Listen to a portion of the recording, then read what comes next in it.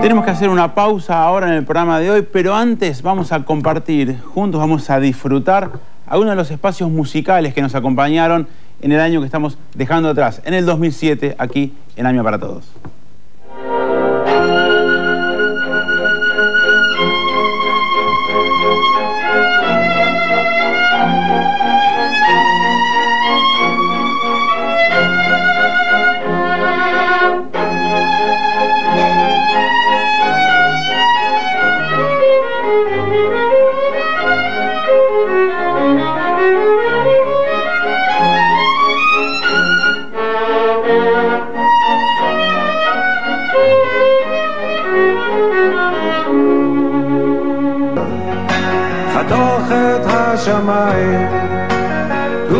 Seguimos en AMIA para Todos y estamos ahora con Ricardo Feierstein. Ustedes lo conocen porque es el director editorial Milá de la AMIA. Estuvo la semana pasada recomendándonos libros para el verano, pero ahora está con un libro propio, Vida cotidiana de los judíos argentinos, un libro que acaba de publicar Editorial Sudamericana.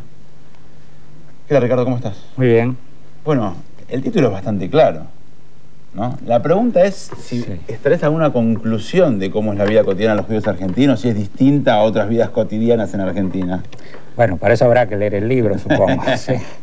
Si no, sería muy fácil resumirlo en una frase.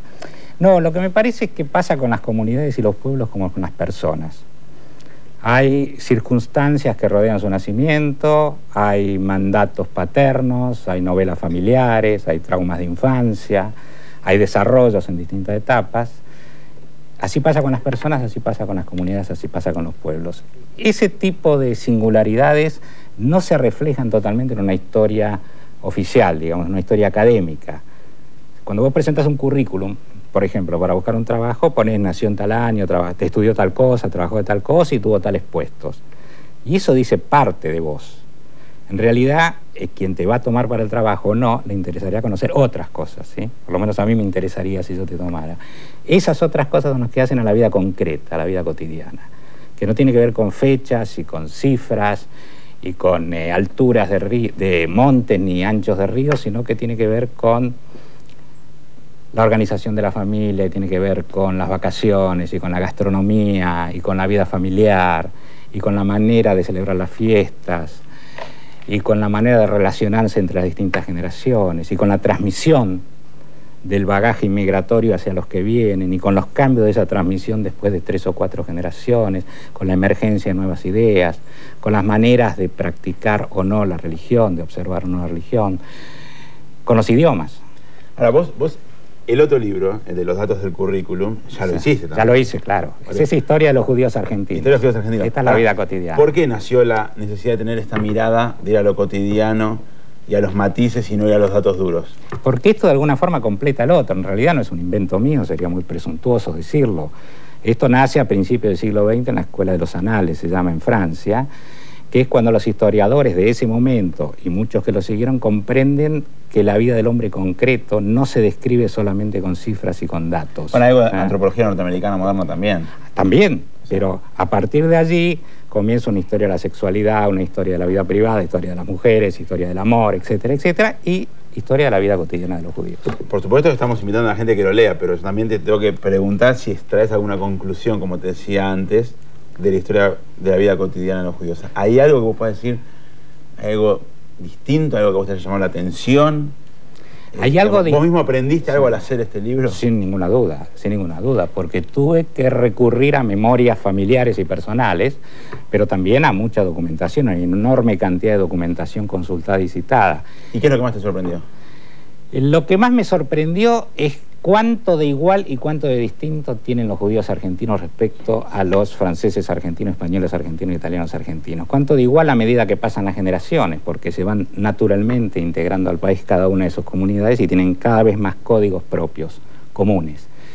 Y sobre todo como, digamos, camino casi modélico que recorre la transmisión. Así, ¿qué pasa con la transmisión después de varias generaciones? Que este es un problema del judaísmo actual en todo el mundo, no solo en la Argentina. ¿Cómo se transmite judaísmo cuando la inmigración quedó un siglo atrás y cuando el mundo ha cambiado? ¿Y de lo distinto? Esto, digamos, bueno, lo distinto es cómo se transmite el judaísmo, no sé qué querrán transmitir los otros, ¿no? Lo distinto es también cómo, lo que dijimos al principio, los mandatos paternos, la organización familiar, influye en las circunstancias de vida cotidiana 2 o 3 generaciones después. La familia judía, por ejemplo, es distinta de la familia no judía, en su origen, quiero decir, ¿sí? Principios del siglo XX. Y esto se va transmitiendo a través de algunos arquetipos que ya no tienen vigencia, de lo cual también hablo, como la Yiddish Mame, como el pueblo del libro, como el gaucho judío. Si son arquetipos que representaron un momento de la historia que ya se han transformado. Y a través de otros que vamos creando nosotros todos los días. Bueno, vendrá en algún momento el segundo tomo, o se cristalice lo que se está transformando ahora. ¿Cómo no? Bueno, Ricardo, muchísimas gracias. Entonces presentamos Vida cotidiana de los judíos argentinos, un libro que Sudamericana acaba de editar, y quizás el verano es un buen momento para tomarse el tiempo, porque hay mucha información y mucho texto acá. Y muchas fotos también. Así muchas fotos, es verdad. Gracias, Ricardo. Bien, nosotros seguimos con más Amia para Todos. Gracias, Diego. Y ahora continuamos conociendo a una artista plástica. Se trata de Silvia Rubinson, y en esta nota vamos a descubrir qué la inspira, qué es lo que cuenta, de la mano nada más y nada menos que del secretario general de la AMIA, Edgardo Gorenberg. Entonces, en esta nota, Silvia Rubinson.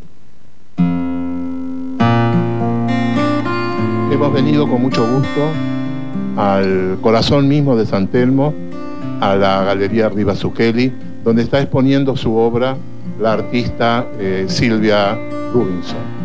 Y hemos venido con un propósito firme de mostrar, no solo mostrar estas obras, sino hacer un enlace entre la presentación del libro del doctor Hilary Rubinson, de su papá, que hace pocos meses hemos presentado en la sala de AMIA, para mostrar la proyección de ese libro hacia una obra pictórica que recoge su hija y que nos sensibiliza sobre los espacios, sobre las vivencias, sobre la geografía y sobre todo aquello que el libro nos muestra abundantemente. Esta obra, que se llama Rullos, en realidad la hice cantando, y son las luces y sombras, son todas las canciones de cuna que nos fueron cantando, ¿no?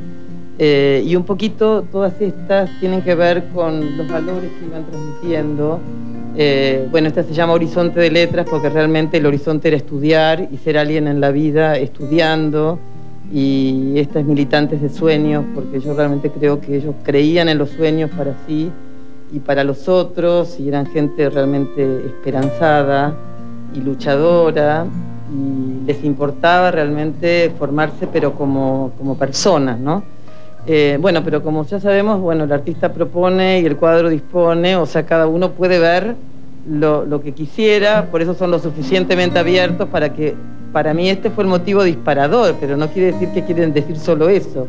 Yo creo que en realidad es cualquier experiencia de inmigración, cualquiera, de cualquier nacionalidad puede sentirse identificado con esto, que el primero era un choque de culturas y después fue un enriquecimiento de culturas donde se fueron sumando y potenciando lo que cada uno traía con lo que encontraba. Y yo creo que, bueno, estas son la alegría del encuentro de lo que trajeron con lo que se encontraron.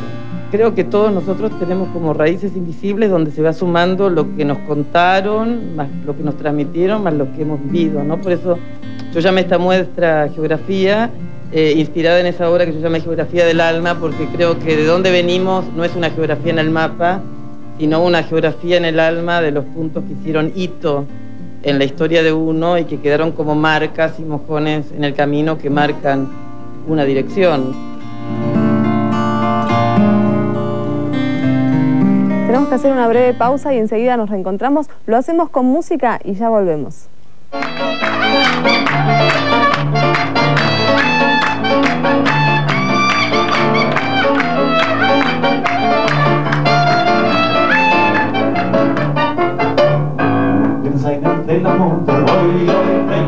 Singt der Tanzen unter, oi, oi, oi. Und wir sagen alle Schwestern, oi, oi, alle Schwestern, das Gelachen, Bruder Esther, oi, oi, oi. Oi, oi, oi, oi, oi, oi, oi, oi, oi, oi, oi, oi, oi, oi,